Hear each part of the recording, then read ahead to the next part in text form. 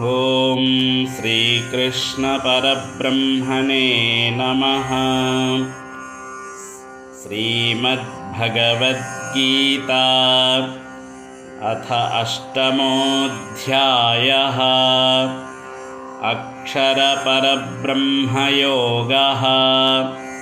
ಅರ್ಜುನ ಉವಾಚ ಕಿಂ ತದ್ಬ್ರಹ್ಮ ಕಿಮಧ್ಯಾತ್ಮಂ ಕಿಂ ಕರ್ಮ ಪುರುಷೋತ್ತಮ ಅಧಿಭೂತಂ ಚ ಕಿಂ ಪ್ರೋಕ್ತಂ ಅಧಿದೈವಂ ಕಿಮುಚ್ಯತೆ ಅಧಿಯಜ್ಞಃ ಕಥಂ ಕೋತ್ರ ದೇಹೇಸ್ಮಿನ್ ಮಧುಸೂದನ ಪ್ರಯಾಣಕಾಲೇ ಚ ಕಥಂ ಜ್ಞೇಯೋಸಿ ನಿಯತಾತ್ಮಭಿಃ. ಶ್ರೀಭಗವಾನುವಾಚ ಅಕ್ಷರಂ ಬ್ರಹ್ಮ ಪರಮಂ ಸ್ವಭಾವೋಧ್ಯಾತ್ಮಮುಚ್ಯತೆ ಭೂತಭಾವೋದ್ಭವಕರೋ ವಿಸರ್ಗಃ ಕರ್ಮ ಸಂಜ್ಞಿತಃ. ಅಧಿಭೂತಂ ಕ್ಷರೋ ಭಾವಃ ಪುರುಷಶ್ಚಾಧಿದೈವತಂ ಅಧಿಯಜ್ಞೋಹಮೇವಾತ್ರ ದೇಹೇ ದೇಹಭೃತಾಂ ವರ ಅಂತಕಾಲೇ ಚ ಮಾಮೇವ ಸ್ಮರನ್ ಮುಕ್ತ್ವಾ ಕಲೇವರಂ ಯಃ ಪ್ರಯಾತಿ ಸಮದ್ಭಾವಂ ಯಾತಿ ನಾಸ್ತ್ಯತ್ರ ಸಂಶಯಃ. ಯಂ ಯಂ ವಾಪಿ ಸ್ಮರನ್ ಭಾವಂ ತ್ಯಜತ್ಯಂತೆ ಕಲೇವರಂ ತಂ ತಮೇವೈತಿ ಕೌಂತೆಯ ಸದಾ ತದ್ಭಾವಭಾವಿತಃ. ತಸ್ಮಾತ್ ಸರ್ವೇಷು ಕಾಲೇಷು ಮಾಮನುಸ್ಮರಯುಧ್ಯ ಚ ಮಯ್ಯರ್ಪಿತಮನೋ ಬುದ್ಧಿಃ ಮಾಮೇ ವೈಶ್ಯಸ್ಯ ಸಂಶಯಃ. ಅಭ್ಯಾಸಯೋಗಯುಕ್ತೇನ ಚೇತಸಾ ನಾನ್ಯಗಾಮಿನಾ ಪರಮಂ ಪುರುಷಂ ದಿವ್ಯಂ ಯಾತಿ ಪಾರ್ಥಾನುಚಿಂತಯನ್. ಕವಿಂ ಪುರಾಣಮನುಶಾಸಿತಾರಂ ಅನೋರಣೀಯಾಂ ಸಮನುಸ್ಮರೇದ್ಯಃ.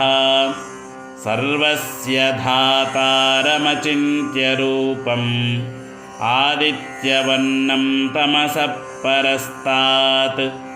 ಪ್ರಯಾಣಕಾಲೇ ಮನಸಾಚಲೇನ ಭಕ್ತ್ಯಾ ಯುಕ್ತೋ ಯೋಗಬಲೇನ ಚೈವ ಭ್ರುವೋರ್ಮಧ್ಯೆ ಪ್ರಾಣಮಾವೇಶ್ಯ ಸಮ್ಯಕ್ ಸತಂ ಪರಂ ಪುರುಷಮುಪೈತಿ ದಿವ್ಯಂ. ಯದಕ್ಷರಂ ವೇದವಿದೋ ವದಂತಿ ವಿಶಂತಿ ಯದ್ಯತಯೋ ವೀತರಾಗಾಃ. ಯದಿಚ್ಛಂತೋ ಬ್ರಹ್ಮಚರ್ಯಂ ಚರಂತಿ ತತ್ತೇ ಪದಂ ಸಂಗ್ರಹೇಣ ಪ್ರವಕ್ಷ್ಯೆ.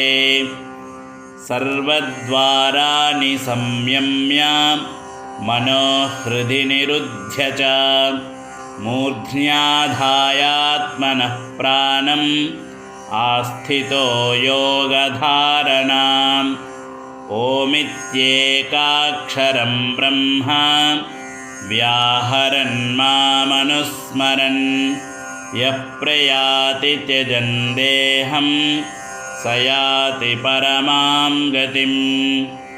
ಅನನ್ಯಚೇತಾಃ ಸತತಂ ಯೋ ಮಾಂ ಸ್ಮರತಿ ನಿತ್ಯಶಃ ತಸ್ಯಾಹಂ ಸುಲಭಃ ಪಾರ್ಥ್ ನಿತ್ಯಯುಕ್ತಸ್ಯ ಯೋಗಿನಃ. ಮಾಮುಪೇತ್ಯ ಪುನರ್ಜನ್ಮ ದುಃಖಾಲಯಮಶಾಶ್ವತಂ ನಾಪ್ನುವಂತಿ ಮಹಾತ್ಮಾನಃ ಸಂಸಿದ್ಧಿಂ ಪರಮಾಂ ಗತಾಃ.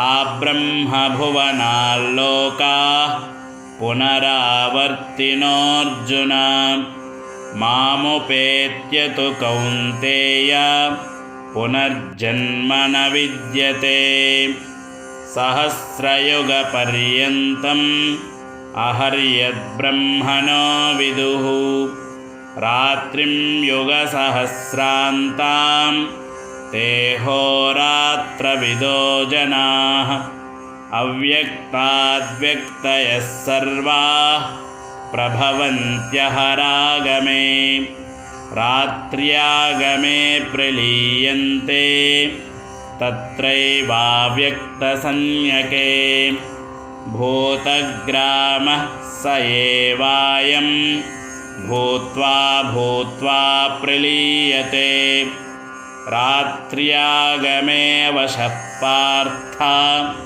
प्रभवत्यहरागमे परस्तस्मात्तु भावोऽन्यो अव्यक्तो व्यक्तात् सनातनः यः स सर्वेषु भूतेषु नश्यत्सु न विनश्यति अव्यक्तोऽक्षर इत्युक्तः तमाहुः परमां गतिं यं प्राप्य न निवर्तन्ते तद्धाम परमं मम पुरुषः स परः पार्थ भक्त्या लभ्यस्त्वनन्यया यस्यान्तस्थानि भूतानि येन सर्वमिदं ततं यत्र काले त्वनावृत्तिम् आवृत्तिं चैव योगिनः प्रयाता यान्ति तं कालं वक्ष्यामि भरतर्षभ अग्निर्ज्योतिरः शुक्लः षण्मासा उत्तरायणं तत्र प्रयाता गच्छन्ति ब्रह्मविदो जनाः धूमो रात्रिस्तथा कृष्णः षण्मासा दक्षिणायनं तत्र चान्द्रमसं ज्योतिः योगी प्राप्य निवर्तते शुक्लकृष्णे गते ह्येते जगतः शाश्वते मते एकया यात्यनावृत्तिम् अन्यया वर्तते पुनः नैते श्रुति पार्थ जानन् योगी मुह्यति कश्चन तस्मात् सर्वेषु कालेषु योगयुक्तो भवार्जुन वेदेषु यज्ञेषु तपस्सु चैव दानेषु यत्पुण्यफलं प्रदिष्टम् अत्येति तत्सर्वमिदं विदित्वा योगी परं स्थानमुपैति चाद्यम् ॐ तत्सदिति श्रीमद्भगवद्गीतासूपनिषत्सु ब्रह्मविद्यायां योगशास्त्रे श्रीकृष्णार्जुनसंवादे अक्षरपरब्रह्मयोगो नाम अष्टमोऽध्यायः। ॐ